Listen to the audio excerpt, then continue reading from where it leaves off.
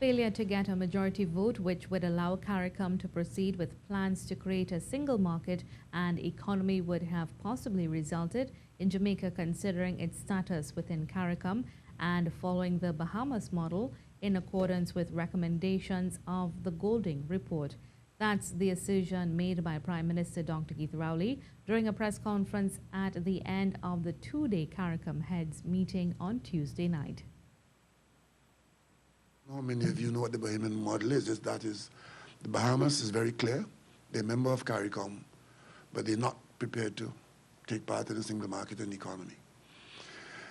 If another 60 months had passed and we had not been able to establish pathway and to get the single market and economy operational, at the end of that period, Jamaica's exit in that way would have been disastrous for Trinidad and Tobago and the rest of the CARICOM region, I might say. The Prime Minister said when one considers that CARICOM has been on this mission since 1989, with the CARICOM single market and economy being removed from the agenda in 2011, 5 years presented too big a threat. This, he says, is why Trinidad and Tobago took the position of now or never.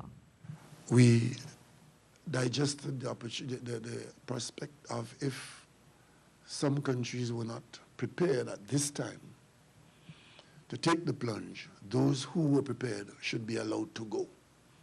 But we got past that and got virtual consensus, where all of us took the plunge today.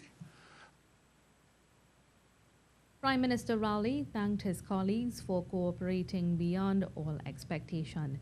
He said Trinidad and Tobago is once again happy to be at the forefront of regional integration.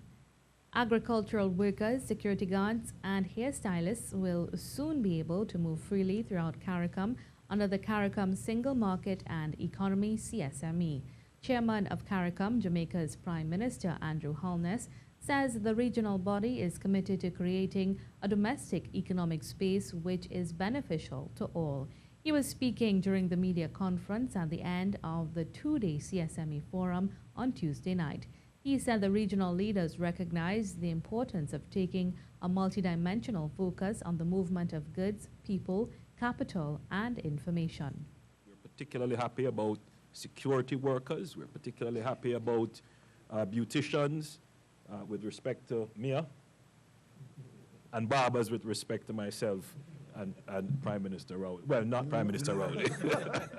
Barbados' Prime Minister Mia Mottley said the regional leaders have decided that the private sector and labor are to be associate bodies of CARICOM with the right to sit at the table. She said there were detailed discussions on 4 productive areas: renewable energy, agriculture and food production, transportation and ICTs. Prime Minister Mottley said there are a lot of opportunities for immediate action and investment within the region. We are cognizant that there is about $47 billion in savings within the community, and that we need to find a way of unlocking those savings such that our businesses and our governments can have access to affordable capital, to borrow at affordable rates, while at the same time giving our citizens and companies better options for greater returns on their money